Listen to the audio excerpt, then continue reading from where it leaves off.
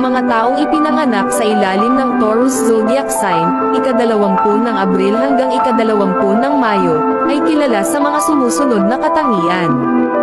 1. Matatag at mapagpasensya. Ang mga Taurus ay kilala sa kanilang katatagan at pasensya.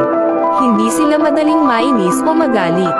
2. Mapagmahal at tapat. Sila ay mga tapat na kaibigan at kasintahan. Mahal nila ang mga taong nasa paligid nila. 3. Makalumidad at praktikal. Ang mga Taurus ay mga praktikal at hindi madaling magastos ng pera sa mga bagay na hindi naman kailangan. 4. Matyaga at masipag. Sila ay mga masisipag at matyaga sa kanilang trabaho o anumang gawain na kanilang ginagawa. 5. Mahilig sa kagandahan at kaginhawaan. Ang mga Taurus ay may mataas na pagpapahalaga sa kagandahan at kaginhawaan ng buhay. 6. Matalino at may katiyagan. Sila ay mga matalino at may katiyagan sa paglutas ng mga problema. 7. Stubborn. Kapag may gusto sila o may opinyon sila, mahirap silang makumbinsi o mabago ang kanilang isip.